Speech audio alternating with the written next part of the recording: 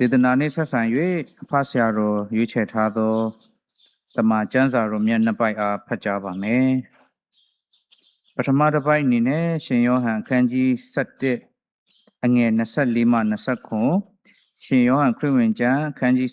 7အငယ်24မှ29မာသကလည်းနောက်ဆုံးသောနေ့ဒီဟုသောထမြောက်ရာကာလ၌သူသည်ထမြောက်လိမ့်မည်ကိုကျွန်မသိပါသည်ဟုလျှောက်၏ယေရှုကလည်းငါသည်ထမြောက်ခြင်းအကြောင်းအသက်ရှင်ခြင်းအကြောင်းဖြစ်၏ငါကိုယုံကြည်သောသူသည်သေလွန်တော်လဲရှင်လိမ့်မည်ငါကိုယုံကြည်၍အသက်ရှင်သောသူရှိသမျှတို့သည်လည်းသေခြင်းနှင့်အစဉ်မပြတ်ကင်းလွတ်ကြလိမ့်မည်ငါစကားကိုယုံသလောဟုမေးတော်မူလျင်မာသကဟုတ်ပါ၏သခင်ကိုရောသည်ခရစ်တော်သည်ဟုသောဤလောကသို့ကြွလာတော်မူသောဘုရားသခင်၏သားတော်ဖြစ်တော်မူသည်ကိုကျွန်မယုံပါသည်ဟုလျှောက်၏ဒုတိယတစ်ပိုက်အနေနဲ့ရှင်ယောဟန်ခရစ်ဝင်ကျမ်းအခန်းကြီး7အငယ်40ရှင်ယောဟန်ခရစ်ဝင်ကျမ်းအခန်းကြီး7အငယ်40ယေရှုကလည်းသင်သည်ယုံနှင့်ဘုရားသခင်၏ဘုန်းအာနုဘော်တော်ကိုမြင်ရလိမ့်မည်ငါပြောပြီးမဟုတ်လောဟုမိန့်တော်မူ၏Christ is risen. He is risen indeed. No? But Christ is living today. No?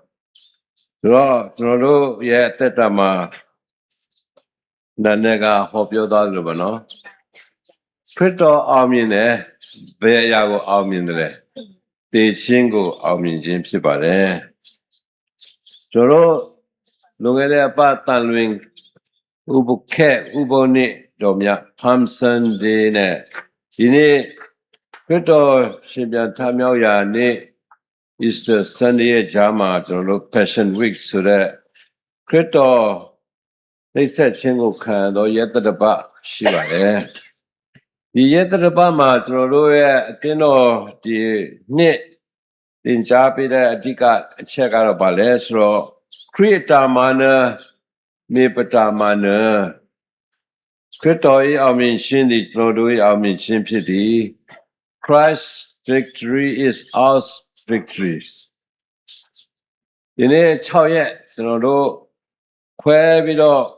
tinde yagaro Krito amin jin chau myuma loka I songran no she chingu amin chin Loka I santamu amyumyogo amin chin Loka I kwejamu go amin chin Loka I tuku anago amin chin Lewaka rango amin chin Mamai suyago amin chin na so dine Tejin tiago amin chin pibare Iye chadego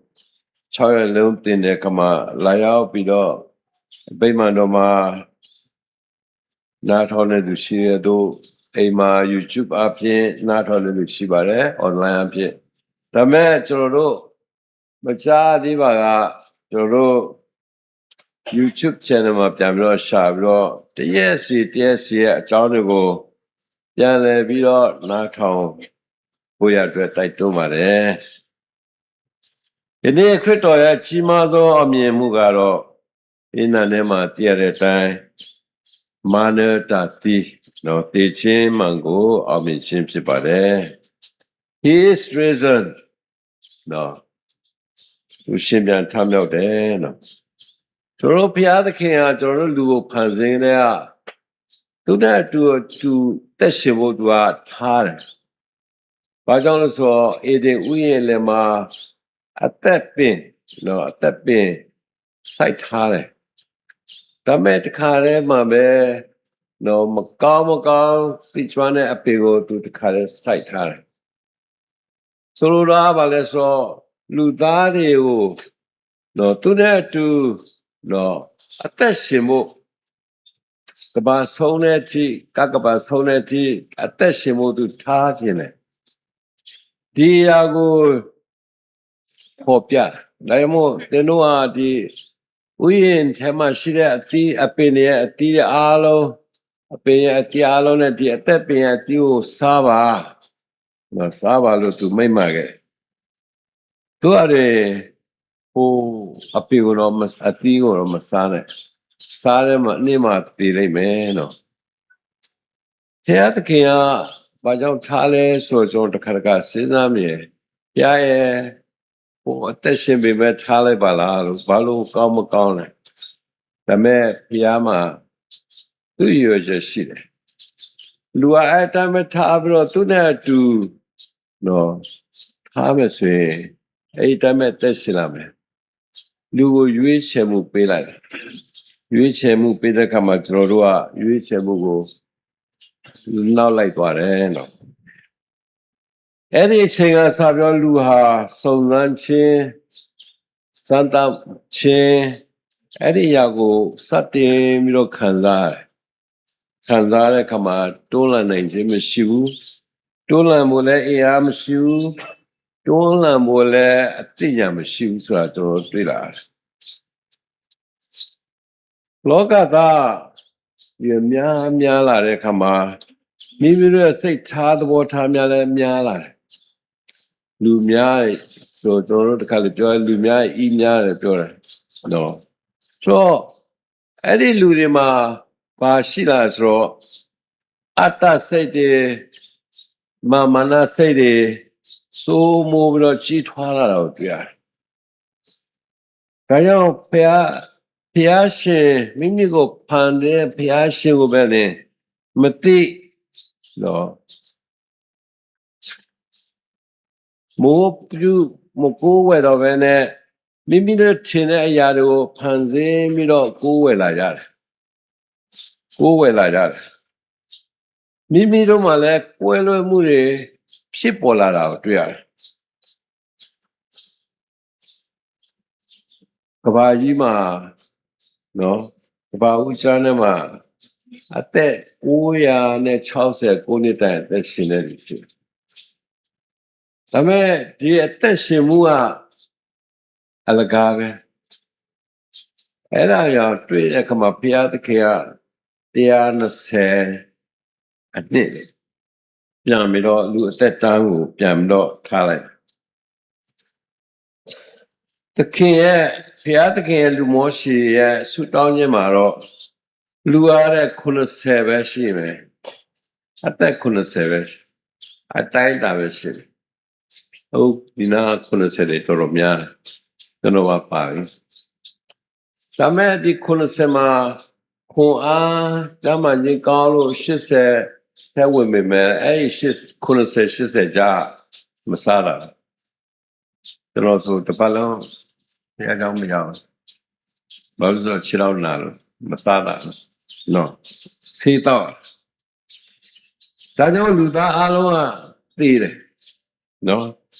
သစ်ပင်ရောတရိษံရောသိတယ်ကဘာမှာရှိတဲ့တောတောင်ချောင်းများတရားဇာတလည်းကုန်သွားတယ်လူတရိษံတဘဝတွေလည်းတည်ကြည်ပြည့်စည်ပြီးတော့ရောက်ွယ်သွားတယ်ဒါတွေကိုအစားထုတ်ဖို့ရန်အတွက်နော်လုံနိုင်တဲ့အရာမရှိကြပါဘူးကြိုးစားပြီးတော့လုပ်တယ်ဒါပေမဲ့မရအခုမြောက်ပိုင်းမှာကြောက်စိမ်းလုံးတွေထုတ်သွားအဲ့ကြောက်စိမ်းလုံးဘုရားထည့်ပေးမှာရွှေတွေနော်ဘုရားထည့်မှာသွားပြီးရွှေတွေလက်ကောက်တွေပါလေပေါ့စားကုန်နော်ဆိုတော့ဒီနေ့ဒါတွေအားလုံးကိုအစားထိုးနိုင်ခြင်းမရှိတဲ့အခါမှာပြုလို့ဆောင်ရွက်နိုင်သူတူကတော့ရှိပါတယ်နော်ဒီပြုလို့ဆောင်ရွက်နိုင်သူတူကတော့ဘာလို့လဲဆိုတော့ကျွန်တော်တို့ရဲ့အရှင်သခင်ယေရှုခရစ်ပဲဖြစ်ပါတယ်ပဏာမကျမ်းမှာဖတ်သွားတဲ့အတိုင်းယောဟန်ခန်းကြီး16အခန်းငယ်33သင်တို့ဒီလောကမှာဆင်းရဲခြင်းကိုခံမယ်သို့တော်လည်းမစိုးရင်လည်းငါဒီလောကကိုအောင်မြင်တော်မူ၏လို့မိန့်ပါတာမစိုးရင်လည်း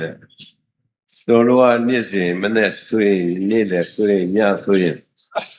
ဒါမဲ့ဘုရားသခင်ကခရစ်တော်ကပြောရမစိုးရင်လည်းဘာဖြစ်ဆိုတော့လောကကြီးကိုအောင်ခဲ့တဲ့သူဖြစ်တယ်ဒီကဘာကြီးမှာ အောက်ချုပ်မင်းလုပ်သူများစွာပေါ်ကောက်တယ်ခေဆက်ဆက်ဘာဘလုံခေယောမခေနော်ဟေလတာခေခေတဲ့များကြီးတို့မမွေးခင်လည်းခေတဲ့များကြီးပေါ်လာတယ်ဘယင်ခေ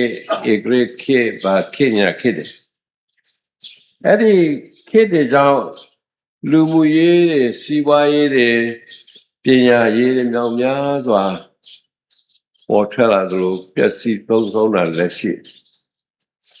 ထိုနည်းစွာဘာသာရေးအတွေ့အခေါ်တွေဘာသာရေးလှုပ်ဆောင်မှုတွေဘာသာရေးဖွဲ့စည်းမှုတွေပြောင်းလဲခဲ့တယ်တို့သာသနာ့ထဲဝင်တဲ့ခါမှာတို့ဘာသာရေးအဖွဲ့အစည်းတွေပြောင်းခဲ့တာရှိတယ်ဒီနေ့လည်းအများကြီးပြောင်းတယ်တို့ရတွင်မပြောင်းမလဲတည်ရှိသူကတော့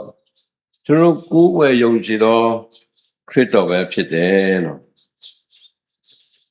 ယေရှုခရစ်သည်မနေ့ယနေ့နောက်ကာလအစဉ်မြဲ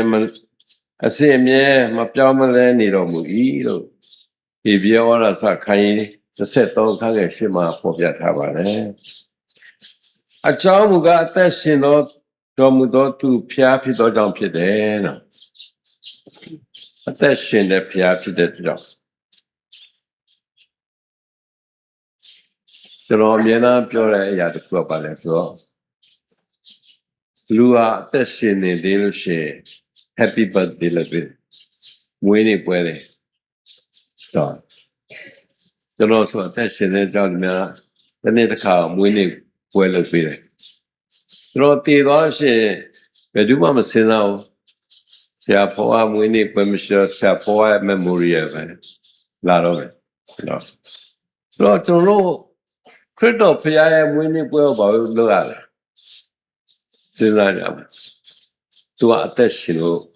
နော်ဒီနေ့တခါဘက်ဒလင်မှာမွေးဖွားတယ်ဆိုတော့ကျွန်တော်တို့မွေးနေ့ပွဲလုပ်ပေးရတယ်နော်ဒီနေ့ဖတ်ဖို့ရတဲ့စံဖြစ်တဲ့ယောဟန်ခန်းကြီး17အခန်းငယ်24ကနေ40ပဲထားပါခုနစဘာပတိကကျမ်းစာဖတ်တဲ့သူကဖတ်သွားပြီးဒီအကြောင်းအရာကိုကျွန်တော်တို့စဉ်းစားတဲ့အခါမှာအဖြစ်ပြက်လေးတစ်ခုဒီအဖြစ်ပြက်ရပါလဲဆိုတော့ဘေသနိရွာလေးကနေတည်လာတဲ့အကြောင်းအရာလေးတစ်ခုဘေသနိရွာမှာရှိတဲ့ဘာလို့လဲဆိုတော့ခရစ်တော်ဖခင်အလိုချစ်တဲ့ညီမနော်ညီကို3ယောက်မောင်နှမ3ယောက်မာရိမာသလာဇရုဒီအိမ်တော်ကိုခရစ်တော်ဖခင်အမြဲတမ်းသွားတယ်နော်ဒါမဲ့ကျမ်းစာထဲမှာတော့နည်းနည်းပါးပါးပဲရေးတာဒါမဲ့ဆိုတော့ထင်တာပတ်တိုင်းရောက်မယ်လို့ထင်တယ်ဘာလို့ဆိုတော့ तू ကအဲ့ဒီမိသားစုကိုရမ်းချစ်လို့ဖြစ်ပါတယ်နော်ကျွန်တော်တို့ပေတနိရွာမှာရှိတဲ့မာရိမာသလာဇုမောင်မ3ယောက်ကြောင်းတမန်ကျမ်းစာထဲမှာအမြဲတမ်းပေါ်ပြပြီးတော့ခရစ်တော်နဲ့ပတ်သက်ပြီးတော့ကျွန်တော်တို့နှစ်လိုပွဲအကြောင်းအရာလေးတွေကိုလည်းဖတ်ရှုရတာတွေ့ရတယ်နော်နောက်ဆုံးသခင်ခရစ်တော်ယေရုရှလင်မြို့ထဲကိုဝင်ရောက်လာတယ်ဒါပေမဲ့ပါဒီဖမ်ဆန်နီမှာဝင်ရောက်တာပြီးတော့ခဏတာသူညနေပိုင်းကျတော့သူဗေဒနိရွာမှာသွားပြီးတော့ညအချိန်ပုံပဲလေလို့ကျွန်တော်သိရတယ်သူနောက်ဆုံးအချိန်လေးတောင်မှဗေဒနိရွာကိုရောက်အောင်သွားခဲ့တယ်သခင်မလွယ်ဘူးစေကျွန်တော်ထင်တာမာရိမာသတို့နဲ့သွားပြီးတော့မိသားရပြည်ချင်းဖြစ်တယ်လို့ကျွန်တော်ထင်ပါတယ်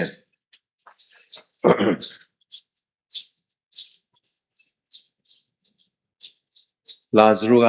ဖျားတဲ့အခါမှာသူတို့ရဲ့ညီမတွေကအားကိုးကြရှိရပြီလို့သခင်ခရစ်တော်အကြောင်းကြားလိုက်တယ်နော်ကျမတို့မောင်ဖျားနေပါတယ်နော်ဖျားနေတယ်ဆိုတော့လာဘောနော်သခင်ခရစ်တော်နဲ့သွားဒါပေမဲ့ Okay, good one. Such a matter. The another Tina Mahode. Drop your idea. Tina Mahode. The other king, Bonama would change Shadime. Anaki. Samo to Eddie Yamabe. Nayani. The king show Edima Yoni there. Be the para. You are there. The Bidini you are. The Nick he was. Draw. Charlie and Lalushin me. It's as if Tame the king Lazarus Devi Nena to us why. Why come on, Liam Yogaro, no? To Bidini you are your come on. You are there all, Mamma, appear Mamma Yore come on. Mata Jala come up, each well I will do children. Mata shield one, no. The guy or Rotina, the Lord in it, Rostina. Yan Pris the Gari, no. The king could or she don't within the mamma would be about wood. No.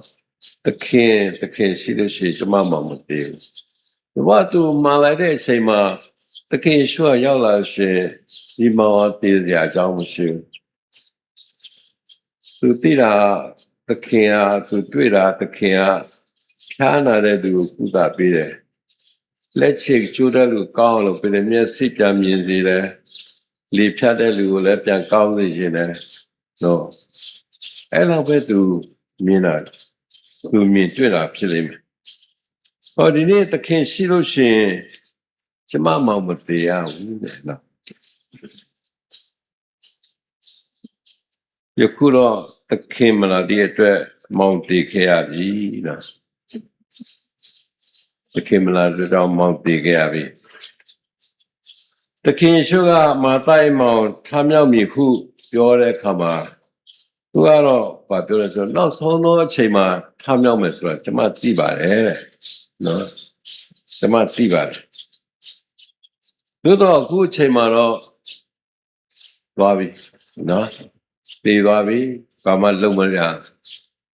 We are 16 in my dimension. Jolo to my chana will put a kama. But we are less so, no? Yaziamu Yairu yet the Mingago. The king sure Tamil City. Don't dear, no? The Yaziamua took the minute a teacher cow. The king should go a Yala Kubiva, no? I did Bora Chema, Lankima. တွေးတုံနဲ့12နှစ်ကြာတွေးတုံနဲ့အမျိုးသမီးကြောင့်လည်းတိုးတဲ့ခါမှာအချိန်ကြာသွားတော့ဘောနော်သူကလည်းမှအမျိုးသမီးကိုသင်ပေးရတယ်နော်အပြစ်လို့ပေးရယောဂကုသပေးရချိန်ကြာသွားတော့အမှရာအေရုကသမီးကသေးသွားတော့သမီးငယ်ကမသေးဘူးအိပ်ပျော်နေတယ်လို့ပြောတဲ့ခါမှာမြတ်ရဝိုင်းဟာသွားထွက်ကြတယ်အဖေအမေနဲ့သူတပြည့်ပေထရယောအရာကိုနဲ့တခင်ယေရှုကသမီးငယ်ထတော့လို့ပြောတဲ့ခါမှာအသက်ရှင်လာတယ်ဒါကိုမာတာလို့မချဘူးလားမသိဘူးလားနော်နောက်ဒုတိယတစ်ခုကတော့နိုင်နာမြို့မှာရောက်သွားတဲ့ခါမှာမြို့အဝကနေပြီးတော့အလောင်းတလောင်းတည်လာသွားတင်းယူတော့မယ်အဲ့ဒီအလောင်းကဘာတူလဲဆိုတော့ဘုဆုမတယောက်ရဲ့တူရောသားပေါ့နော်အမေကမှဝင်းနေပက်လဲနဲ့နော်အဲ့တခင်ကပခက်ကိုရခိုင်းပြီးတော့ရံတော့ရှင်ပြီးတော့လူငယ်လေးကိုအရှင်သူမိခင်နဲ့ပြန်အပ်ဒီရောက်လဲမတာမတိဘူးလားမသိဘူးကျွန်တော်တို့ကဒီမှာစံစာဖတ်ကြည့်တာပေါ့ဆိုတဲ့အချိန်မှာ तू မသိဘူးဖြစ်နေမယ်ဒါမို့တခင်ရှုသူတိတဲ့အရာတော့ဂျာမန်တဲ့သူကိုပျောက်ကင်းအောင်လုပ်ပွဲရှိတယ်တည်တဲ့သူကိုပြန်ပြီးတော့ရှင်းအောင်လုပ်တာ သူမသိသူမယုံမကြုံဘူးပေါ့နော်ဒါပေမဲ့သခင်ကဘာပြောလဲဆိုတော့ငါဟာနော်ထမြောက်ခြင်းအရှင်နော်ငါထမြောက်ခြင်းအရှင်ဖြစ်တယ်တေလုံးတော့လည်းမစိုးရင်နဲ့နော်ဆိုတော့ဒီနေ့သခင်ကသူ့သေးချာချာတင်ပြပြောပြတဲ့အရာတော့ဒီမှာယုံကြည်ခြင်းရှိပါငါပြောတဲ့အရာကိုငါလုပ်ပေးမယ်ငါဖျားဖြစ်တယ်နော်ငါဖျားဖြစ်တယ်ဒါကြောင့်ဒီတည်သွားတဲ့နေရာမှာနော်သူပြန်ရှင်လာမယ်မာသာတော့နောက်သမလို့မှရှင်လာမှာဆိုတော့ကျွန်မသိပါတယ်သူရဲ့အတွေးဖို့အတိညာဘာသာရေးနော်တုံတင်မှုတစ်ခုတည်းအောက်မှာပဲရှိမာရိယာလည်းရောက်လာတဲ့ခါမှာလည်းပြောလို့ဆိုသခင်ရှိလို့ရှိရင်ကျွန်မမှမတည်ပါဘူးတဲ့နော်ကျွန်တော်ဘာသိရလဲဆိုတော့သခင်ယေရှုဘုရားဖြစ်ကြောင်းကိုနော်ဒီမတွေကပြည့်စုံစွာမသိချင်းဖြစ်ပါတယ်သခင်ကသင်တို့ယုံကြည်ရင်ဘုရားသခင်ဘုန်းအာနုဘောကိုမြင်ရလိမ့်မယ်လို့နော်အတိအကျပြောတယ်ဒါပေမဲ့သူတို့ရဲ့ယုံကြည်ခြင်းကအဲ့လောက်ထိမရောက်သွားဘူးသူတို့ရဲ့ယုံကြည်ခြင်းကခုနပြောသလိုပဲဖြားလာတဲ့ယောဂလောက်ကြောက်ဖို့လောက်ပဲအဲ့ဒါတော့ပဲဖြစ်တည်တဲ့သူကိုထမြောက်စေတယ်ဆိုတော့ဘုရားရဲ့တကူသူတို့မသိဘူးသခင်ကိုယ်တိုင်သူတို့ပြောတဲ့အခါလဲသူတို့မခံယူနိုင်ဘူးဖြစ်တယ်နော်ဒါမို့သခင်ရှုတင်းရင်ကိုကြွားရတယ်မာသာပြောတယ်သခင်နဲ့လေးရက်ရှိပြီတဲ့ထွက်လာရင်နားမှာပဲနော်နားနေပါပဲဒါမဲ့သခင်ကလာဇရုကိုခေါ်ပြီးတော့နော်ထွက်လာခိုင်းတဲ့အခါစီးထားတဲ့ဟိုဝါတွေပါတယ်အကလုံးဖြုတ်ပြီးတော့အသက်ရှင်လည်းပြန်ထွက်လာတွေ့ရ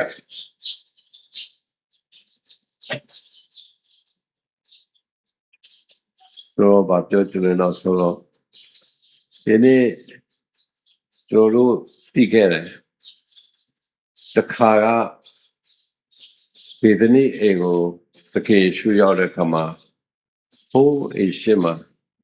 သခင်ယေရှုနဲ့မာရိနဲ့စကားပြောရတယ်မာသကအခမ်းဖို့အမှုပြုတဲ့အခါမှာ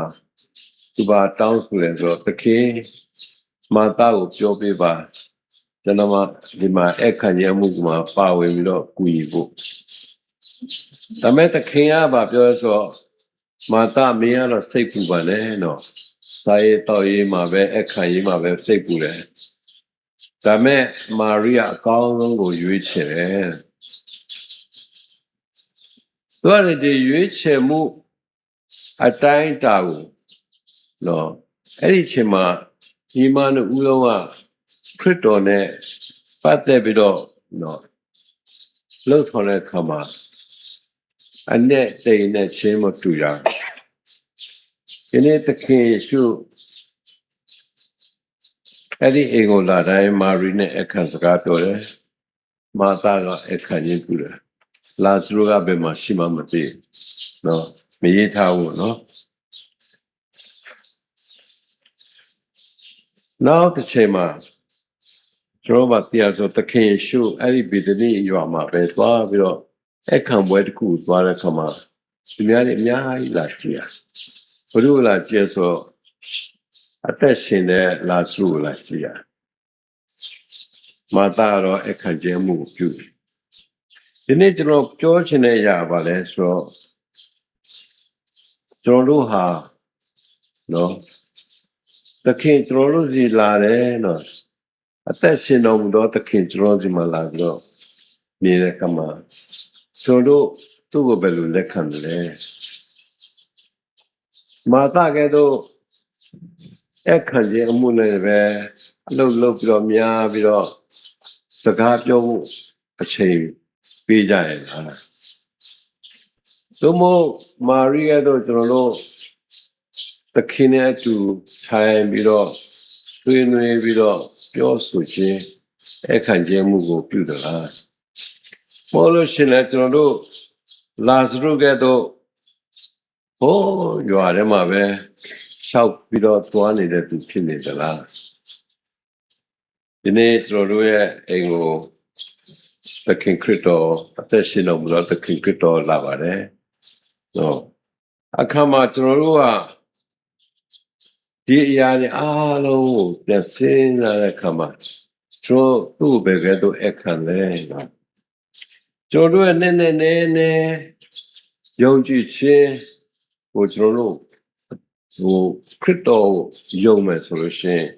ကျွန်တော်ယနေ့ဖြတ်တန်းသွားလာတဲ့ဒီဘဝအသက်တာမှာ